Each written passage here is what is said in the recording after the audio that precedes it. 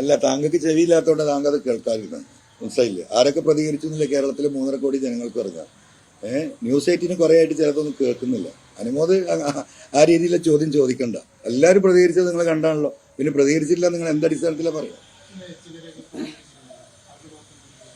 അല്ല, അവർ നൽകിയ സപ്പോർട്ട് നമ്മൾ സ്വാഭാവികമായിട്ടും അതിന്റെ തിരിച്ച് സപ്പോർട്ട് പറയുള്ളൂ.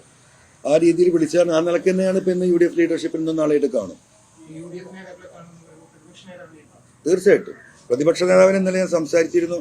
അദ്ദേഹം 2 മാസം മുമ്പ് ഇവിടെ നിലമ്പൂരിൽ നമ്മുടെ ചുങ്കത്തറ CHCയിൽ അവിടെ ഒരു ഡയാലിസിസ് സെന്റർ നടക്കുന്നുണ്ട്. അതിന്റെ 4ാമത് ഷിഫ്റ്റ് ഉദ്ഘാടനം ചെയ്യാൻ അദ്ദേഹം വന്നിരുന്നു. അവിടെയുള്ളത് ഇപ്പോൾ 16 മെഷീനാണ്. 9 മെഷീൻ ഞാൻ ജനങ്ങളിൽ നിന്ന് പിരിച്ചെടുത്ത് കൊടുത്തതും 6 മെഷീൻ 9ഉം 7 മെഷീൻ MLA ഫണ്ടിൽ നിന്ന് കൊടുത്തായിരുന്നു. അങ്ങനെ ആ 16 മെഷീൻ വെച്ച് ഇപ്പോൾ 3 ഡയാലിസിസ് ഇതായിരുന്നു നടന്നിരുന്നത്, ഷിഫ്റ്റുകളായിരുന്നു. 4ാമത്തെ ഷിഫ്റ്റ് ഉദ്ഘാടനം ചെയ്ത് ബഹുമാനപ്പെട്ട പ്രതിപക്ഷ നേതാവായിരുന്നു. അന്ന് അദ്ദേഹത്തോട് ഞാൻ പറഞ്ഞിരുന്നു നമുക്ക് 2-3 മെഷീനും കൂടി കിട്ടണം, പ്രതിപക്ഷ നേതാവ് ഈ വിഷയത്തിൽ നിന്ന് ഇടപെടണം എന്ന് പറഞ്ഞിരുന്നു. അപ്പം തന്നെ അദ്ദേഹം അത് വാക്ക് പറഞ്ഞാൽ ഞാൻ ഇടപെടും, അതിനുള്ള സംവിധാനം ഉണ്ടാക്കുമെന്ന് പറഞ്ഞു.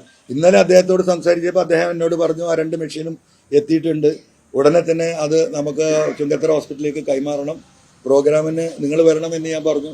തീർച്ചയായിട്ടും ഞാൻ വരാമെന്ന് പ്രതിപക്ഷ നേതാവ് ഇന്നലെ രാത്രി 10:30 മണിക്ക് എനിക്ക് വാക്ക് തന്നിട്ടുണ്ട്. ഞങ്ങൾ സംസാരിച്ചിട്ടുണ്ട്. അപ്പം ജനങ്ങളുടെ വിഷയങ്ങൾ, ഇത്തരത്തിലുള്ള വിഷയങ്ങളിൽ ജനങ്ങളുടെ അടിസ്ഥാനപരമായ വിഷയമാണ് ഡയാലിസിസ് എന്ന് പറയുന്നത്. നമുക്കറിയാം എത്രയോ രോഗികൾ ഇപ്പം ഇന്നും പൈസ കൊടുക്കാനില്ലാത്തതുകൊണ്ട് ആഴ്ചയിൽ 3 ഡയാലിസിസ് പറഞ്ഞത് ഇറുകി പിടിച്ച് വേദന സഹിച്ച് ഒരു ഡയാലിസിസ് അഡ്ജസ്റ്റ് ചെയ്ത് ജീവിക്കുന്നവരൊക്കെ ഈ നാട്ടിലുണ്ട്. അവർക്കൊരു ആശ്വാസമാണ്. അതാണ് അദ്ദേഹത്തോട് ആ യോഗത്തിൽ പറഞ്ഞു.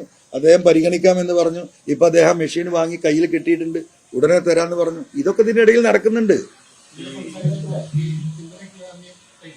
ഇല്ല, തീർച്ചയായിട്ടും അറിയിക്കണല്ലോ. നമുക്കിപ്പോൾ നന്ദികേട് കാണിക്കാൻ പറ്റില്ലല്ലോ, രാഷ്ട്രീയം വേറെയല്ലേ. ഇപ്പൊ വേണമെങ്കിൽ ഈ ഒരു ഘട്ടത്തിൽ UDF ഉണ്ടാതിരുന്നോടായിരുന്നു. സ്വാഭാവികമാണല്ലോ. അൻവറൊന്ന് പോയി പഠിക്കട്ടെ, ഒന്ന് അനുഭവിക്കട്ടെ എന്നാണ് അവർ വിചാരിച്ചിരുന്നെങ്കിൽ സ്വാഭാവികമായിട്ടും അതിനനുസരിച്ച് അവർക്ക് സംസാരിച്ചൊഴിയാമായിരുന്നു. അവരെ ചെയ്തിട്ടില്ലല്ലോ. അവരങ്ങനെ ഒരു ഘട്ടം വന്നപ്പോൾ ഇങ്ങനെ ഒരു മനുഷ്യനെ ഈ പറഞ്ഞതുപോലെ ഭീകരനാക്കി രാത്രി പാതിരാക്ക് പോലീസ് തൂക്കിക്കൊണ്ടു പോകുമ്പോൾ അതിന് മാനുഷികമായിട്ടും രാഷ്ട്രീയമായിട്ടും തന്നെയാണ് അവർ പ്രതികരിച്ചത്. അതുകൊണ്ട് ഇപ്പൊ പാണക്കാട് തങ്ങളോടായാലും കുഞ്ഞാടി സാഹിബിനോടായാലും രമേശ് ചെന്നിത്തലയോടായാലും സുധാകരനോടായാലും അതിന് ഇടപെട്ട പ്രതിപക്ഷ നേതാവിനോടായാലും എനിക്ക് നന്ദി പറയേണ്ട ബാധ്യത ഉണ്ടല്ലോ.